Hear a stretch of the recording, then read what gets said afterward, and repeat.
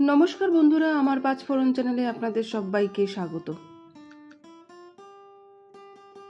ঘুগনি আমরা সবাই খেতে ভালোবাসি। সন্ধেবেলায় বসে চায়ের সাথে ঘুগনি ভালো লাগে, কিংবা বাড়িতে কোনো অনুষ্ঠান হলে নিরামিষ আমিষ যে কোনো ধরনের ঘুগনি আমরা বানিয়ে থাকি। তবে আজকে আমি ছোলা কিংবা মটরের ঘুগনি বানাচ্ছি না, আজকে বানাচ্ছি পাহাড়ি শিমের দানার ঘুগনি। পাহাড়ে বেড়াতে গেলে যদি একটু লক্ষ্য করা যায়, পাহাড়ের বাজারে সেখানে কিছু সরু সরু লম্বা লম্বা শিম পাওয়া যায়। সেই শিমগুলো কিন্তু কোনো সবজি হিসেবে খাওয়া হয় না, শিমের ভেতরকার দানা দিয়েই ঘুগনি বানানো হয়। খেতে কিন্তু অনবদ্য। তোমরা কখনো যদি পাহাড়ে গিয়ে এরকম বাজার ভিজিট করো, আবার অনেক সময় কলকাতার কিছু বাজারেও কিন্তু এরকম শিম পাওয়া যায়, সেখান থেকেও কিনে এনে দানা বের করে এরকম ঘুগনি বানাতে পারো। দেখতেই পাচ্ছ শিমগুলো কিন্তু এরকম দেখতে হয়, লম্বা লম্বা। আমি এগুলোকে শিম বলছি, তোমাদের কাছে হয়তো এটা অন্য কিছু নামও হতে পারে। যাই হোক, পুরো ভিডিওটা দেখো স্কিপ না করে। পাহাড়ি শিমের দানার ঘুগনি খুবই সহজেই বানিয়ে নেওয়া যায়। এখানে মোটামুটি 1 কিলো শিমের দানা নিয়েছি, দানাগুলোকে এইভাবে ছাড়িয়ে নিয়েছি শিম থেকে। এবার প্রেশার কুকারে মাত্র একটা সিটি দেবো। সিটি দেওয়ার সময় দিয়ে নিলাম একটুখানি সামান্য পরিমাণে লবণ। একটা সিটির বেশি কিন্তু দেওয়া একদমই প্রয়োজন নেই।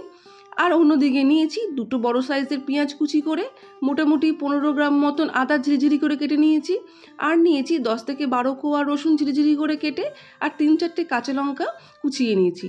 কাঁচা লঙ্কাটা তোমরা তোমাদের আন্দাজ মতন দিও, আমি 3-4টে কাঁচা লঙ্কা কুচিয়ে আলাদা করে রাখলাম। আর নিয়েছি 2 বড় সাইজের টমেটো। টমেটোটা এখানে একটু বেশি লাগবে, তাই আমি 2 বড় সাইজের টমেটো নিয়েছি। ছোট সাইজের টমেটো থাকলে তোমরা 3টে দিও। কড়াইতে নিলাম 2 টেবিল স্পুন মতন সর্ষের তেল। সর্ষের তেলটা গরম হওয়াতে একটা শুকনো লঙ্কা ফোড়ন আর একটা তেজপাতা ফোড়ন দিয়ে নিলাম, আর দিয়ে দিলাম 1/2 চামচ মতন গোটা জিরে ফোড়ন। নর্মালি আমরা যেরকম ঘুগনিতে দিয়ে থাকি ঠিক তেমনই। ফোড়নগুলো ভালো করে ভাজা হয়ে গেলে কুচনো পেঁয়াজগুলো হাই ফ্লেমেই খুব ভালো করে ভেজে নেব।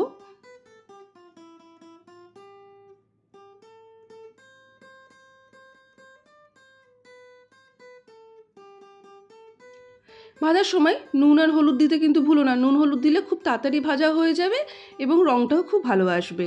নুন হলুদ দিয়ে আমি হাই ফ্লেমেই কিন্তু পেঁয়াজগুলোকে ভেজে নিলাম।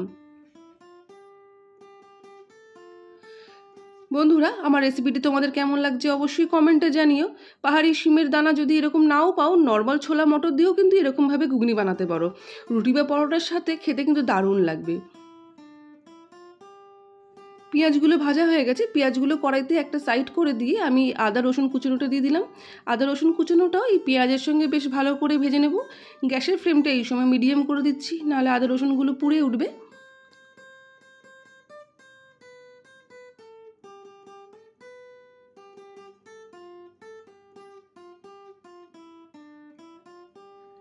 আদা রসুনগুলো লাল লাল করে পেঁয়াজের সঙ্গে ভেজে নিলাম, সুন্দর একটা গন্ধ ছেড়েছে।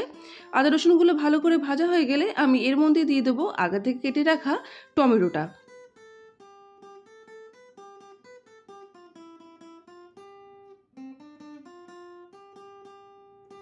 টমেটোগুলো দিয়ে দিলাম, তবে এক্ষেত্রে বলে রাখি টমেটোর পেস্টের থেকে টমেটোর কুচনোটাই কিন্তু ভালো লাগবে। টমেটো পেস্ট দিলে এই গ্রেভিটা কাদা কাদা হবে, কাদা কাদাটা একদমই ভালো লাগবে না, তাই আমি টমেটোটা কুচিয়েই দিলাম। টমেটোটাও হাই ফ্লেমে ভেজে নেব। টমেটোটা খুব ভালোভাবে সেদ্ধ হওয়া অবধি আমাকে কিন্তু আদা রসুন পেঁয়াজের সঙ্গে ভেজে নিতে হবে। দেখতেই পাচ্ছেন টমেটোটা খুব ভালো সেদ্ধ হয়ে আদা রসুন পেঁয়াজের সঙ্গে মিলে গেছে।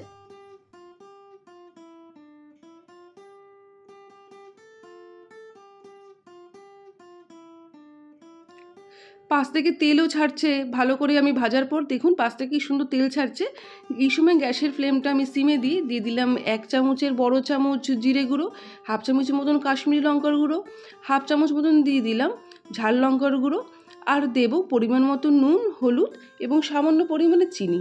চিনিটা কিন্তু দিতে হবে, কেননা টমেটো দিলে এর টেস্ট ব্যালেন্স করার জন্য কিন্তু চিনিটা দিতে লাগে।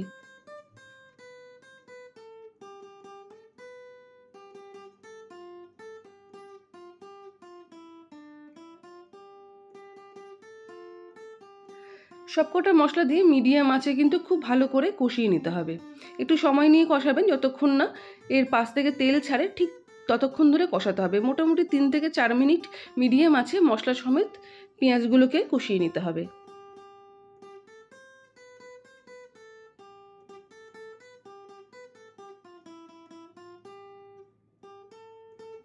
মশলা কষানো হয়ে গেছে। আগে থেকে যে আমি দানাটা সেদ্ধ করে রেখেছিলাম, দেখতেই পাচ্ছেন একটা সিটি দেওয়াতে কত সুন্দর নরম হয়ে সেদ্ধ হয়েছে। একটা সিটির বেশি হলে এটা গলে যেত। একটা সিটি দিয়ে নামানোর পরে এই দানাগুলোকে ভালো করে আমি ধুয়ে জল ঝরিয়ে রেখেছিলাম। এরপরে এই দানাগুলোকে এই মশলার সাথেও খুব ভালো করে কষাতে হবে। মোটামুটি 7-8 মিনিট ধরে কিন্তু কষিয়ে নিতে হবে।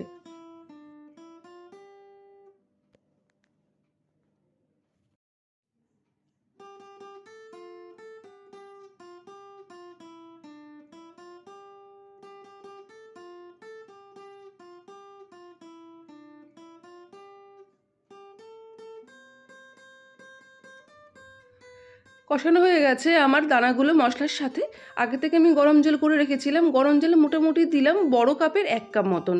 এখানে জল বেশি দেওয়ার প্রয়োজন নেই, কেননা আগে থেকে মশলাটাও খুব ভালোভাবে কষানো আর শিমের দানাগুলো খুব ভালো করে সেদ্ধ করা।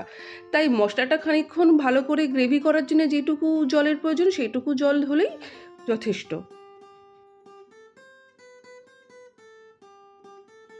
আমার ঝোলটাও খুব ভালো করে ফুটে উঠেছে। গ্যাসের আঁচ কিন্তু হাইতেই রাখতে পারেন, কোনো অসুবিধা নেই। আমার মনে হলো লবণটা একটু কম আছে, তাই লবণ একটু দিয়ে দিলাম। এবং শেষের দিকে দিচ্ছি কাঁচা লঙ্কা।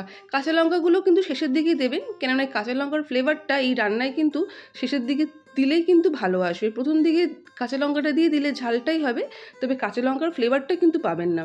তাই কাঁচা লঙ্কাটা আপনারা শেষের দিকে দেওয়ারই চেষ্টা করবেন। আর কাঁচা লঙ্কাটা শেষের দিকে দেবেন বলে তাই ঝাল লঙ্কার গুঁড়ো কতটা দেবেন সেইটা আপনারা আপনাদের আন্দাজ মতনই দেবেন।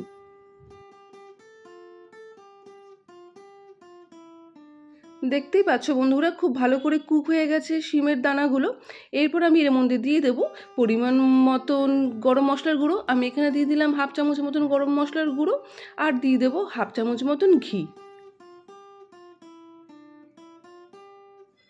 আমার রান্নাটা কিন্তু শেষের পথে, শুধু কয়েকটা মশলা অ্যাড করলেই আমার রান্নাটা হয়ে যাবে। আমি দিয়ে দিয়েছি গরম মশলার গুঁড়ো আর দিয়ে দিলাম 1/2 চামচ মতন ঘি। শেষের দিকে এই ঘি আর গরম মশলার গন্ধটা কিন্তু অনবদ্য লাগে, তোমরা অবশ্যই দিও। আর যে মশলাটা না দিলে সেটা রান্নাটাই পুরো অসম্পূর্ণ থেকে যায়, সেটা হচ্ছে কাসুরি মেথি। আমি কাসুরি মেথিটাকে এইভাবে হাতের পাতায় নিয়ে সামান্য গুঁড়ো করে আমি ছড়িয়ে দিলাম। কাসুরি মেথিটা কিন্তু অপশনাল, তোমরা দিতেও পারো নাও দিতে পারো, তবে কাসুরি মেথি দিলে এর টেস্ট কিন্তু আরোই বেড়ে যায়। আমার কিন্তু শিমের দানার ঘুগনি একদম রেডি সার্ভ করার জন্য। আমি হালকা হালকা ঝোল ঝোল রেখেছি, এরকমই ঝোল ঝোল নামাবে। রুটি বা পরোটার সঙ্গে কিন্তু দারুণ লাগে। আমার রেসিপি তোমাদের কেমন লাগলো জানিও। যারা এখনও অবধি সাবস্ক্রাইব করোনি অবশ্যই সাবস্ক্রাইব করো, আর তোমাদের বন্ধুদের মধ্যে অবশ্যই শেয়ার করো। ইনগ্রেডিয়েন্টস আমি ডেসক্রিপশন বক্সে দিয়ে দেবো। আর আরও নতুন নতুন রান্না এবং সহজ পদ্ধতির রান্না আমার চ্যানেলে আছে, সেখানে গিয়ে সেগুলো ফলো করতে পারো। আবারও দেখা হবে অন্য একটা রেসিপি নিয়ে। আর কমেন্টে অবশ্যই জানিও তোমরা এই যে আমি যেটাকে শিম বলছি তোমরা অন্য কী নামে ডাকো। তোমাদের কমেন্টের অপেক্ষায় থাকবো। টাটা আজকের মতো।